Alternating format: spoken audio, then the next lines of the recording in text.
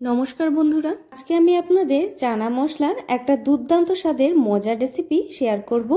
চানা মশলা এইরকমভাবে আপনারা যদি রান্না করেন তাহলে লুচি, রুটি, পরোটা, নান সব কিছুর সাথে খেতে কিন্তু দুর্দান্ত লাগবে।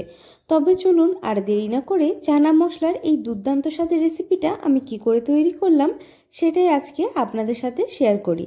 আমি আগের থেকে চানা মশলার যে ছোলাটা হয় সেই ছোলাটাকে সারা রাতের জন্য ভিজিয়ে রেখেছিলাম।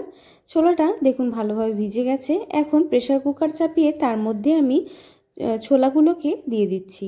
ছোলাগুলো দেওয়ার পরে আমি এখন পরিমাণ মতন জল দিয়ে দিচ্ছি। আমি প্রথমে ছোলাটাকে ভালোভাবে সেদ্ধ করে নেব। আপনারা আজকে যদি আমার চ্যানেলে প্রথম ভিডিও দেখতে এসে থাকেন তাহলে অবশ্যই কিন্তু আমার চ্যানেলটিকে সাবস্ক্রাইব করে পাশে থাকা বেল আইকন দাবিয়ে অল নোটিফিকেশন অন করে রাখবেন। তাহলে আমি যখনই ভিডিও ছাড়বো আপনারা তার নোটিফিকেশান একদম সাথে সাথে পেয়ে যাবেন। ছোলাগুলোকে আমি ভালোভাবে সেদ্ধ করে নিয়েছি। এখন এই সেদ্ধ ছোলাগুলোকে আমি জল থেকে আলাদা করে নেব।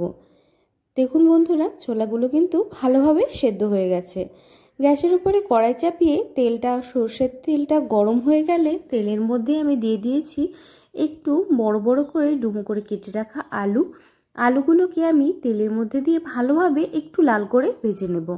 আপনারা যদি আলু না খেতে চান আলুটা আপনারা স্কিপও করতে পারেন।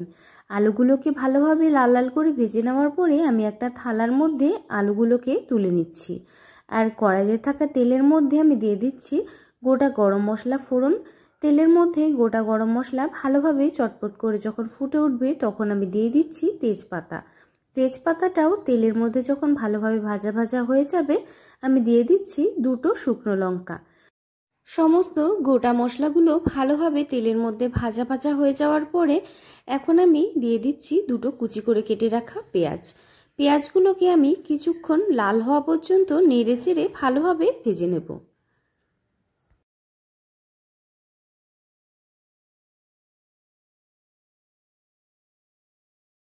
পেঁয়াজগুলোকে আমি বেশ কিছুক্ষণ নেড়ে চেড়ে ভেজে নিয়েছি। পেঁয়াজটা দেখুন হালকা লাল লাল হয়ে গেছে। এখন আমি দিয়ে দিচ্ছি রসুন বাটাটা দেওয়ার পরে ভালোভাবে পেঁয়াজের সাথে আমি নেড়ে চেড়ে ভেজে নেব। বেশ কিছুক্ষণ আমাদের নেড়ে চেড়ে ভালোভাবে ভেজে নিতে হবে যতক্ষণ না রসুনের কাঁচা গন্ধটা চলে যায় আর রসুনটা ভালোভাবে ভাজা ভাজা হয়ে যায়। রসুনটাকে আমি বেশ কিছুক্ষণ নেড়ে চেড়ে সুন্দরভাবে ভাজা ভাজা করে নিয়েছি।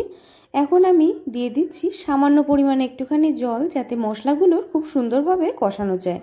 দিয়ে দিচ্ছি কুচি করে কেটে রাখা টমেটো আর তার সাথে দিয়ে দিচ্ছি 1 চামচ পরিমাণে লঙ্কার গুঁড়ো।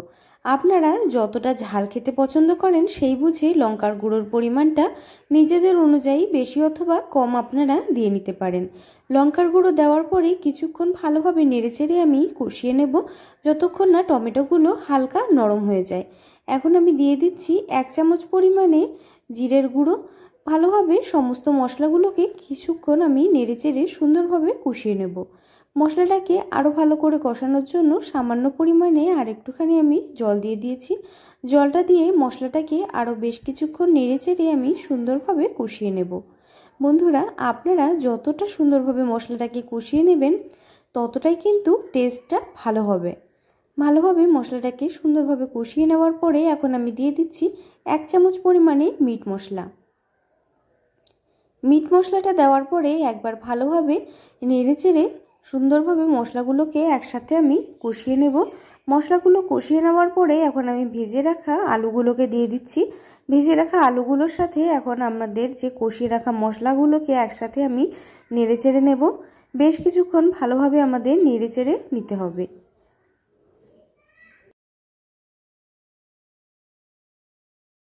ভেজে রাখা আলুগুলো দিয়ে আমি মশলার সাথে ভালোভাবে নেড়েচেড়ে কষিয়ে নিয়েছি। এখন আমি চানাগুলোকে দিয়ে দিচ্ছি। সেদ্ধ চানাগুলোকে সম্পূর্ণ কড়াইয়ের মধ্যে দিয়ে দেওয়ার পরে সমস্ত মশলার সাথে আমি নেড়েচেড়ে ভালোভাবে কষিয়ে নেব। মশলাগুলোর সাথে চানাগুলোকে একবার যদি আপনারা এইরকমভাবে কষিয়ে নেন তাহলে স্বাদটা কিন্তু দুর্দান্ত হয়। বন্ধুরা, আপনারা এই রকমভাবে খুবই কম খরচে কম সময়ের মধ্যে আপনাদের যখন মন চাইবে চানা মশলা খাওয়ার তখন আপনারা এই রকমভাবে কিন্তু তৈরি করে নিতে পারেন। একদম কম উপকরণে কম সময় তৈরি হয়ে যাবে, কিন্তু স্বাদে কোনো অংশে কম হবে না।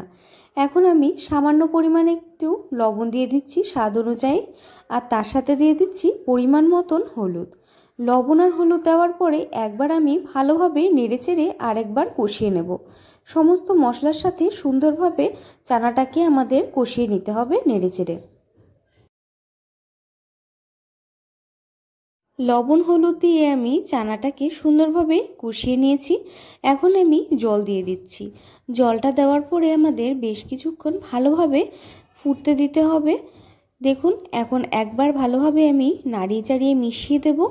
এখন ঝোলটা যতক্ষণ না ফুটে ওঠে ততক্ষণ আমাদের অপেক্ষা করতে হবে। আপনারা চাইলে ঢাকা দিয়েও রান্নাটা করে নিতে পারেন। দেখুন বন্ধুরা, চানা মশলার ঝোলটা কিন্তু ফুটে উঠেছে। এখন আমি দিয়ে দিচ্ছি ঘরে তৈরি ভাজা মশলা। এই মশলাটা যে কোনো রেসিপিতে দিলে তার স্বাদ কিন্তু দ্বিগুণ বেড়ে যায়। আর দিয়ে দিচ্ছি 1 চামচ পরিমাণে ঘি। এখন ভালোভাবে একবার নাড়িয়ে চাড়িয়ে মিশিয়ে দেব। বন্ধুরা, তৈরি হয়ে গেছে খুবই অল্প সময় অল্প খরচে আর একদম অল্প উপকরণে তৈরি চানা মশলার দুর্দান্ত রেসিপি। চানা মশলার এই রেসিপিটা আপনারা বাড়িতে বানিয়ে অবশ্যই তৈরি করবেন। আপনাদের যে কোনো সময় হঠাৎ করে যদি মন হয় যে চানা মশলা খাওয়ার, তখন আপনারা এই রেসিপিটা বাড়িতে বানিয়ে ট্রাই করতে পারেন। ঘরে থাকা সামান্য উপকরণ দিয়ে আপনারা তৈরি করে ফেলতে পারবেন। আর এটি রুটি, লুচি, পরোটা, নান সব কিছুর সাথেই কিন্তু একেবারে জমে যাবে। রেসিপিটা যদি ভালো লাগে চ্যানেলটিকে সাবস্ক্রাইব করে পাশে থাকা বেল আইকন দাবিয়ে রাখবেন এমন রেসিপি আরও দেখার জন্য। ভিডিওটা স্কিপ না করে প্রথম থেকে শেষ পর্যন্ত দেখার জন্য আপনাদের অনেক ধন্যবাদ। আপনারা সবাই ভালো থাকবেন, সুস্থ থাকবেন।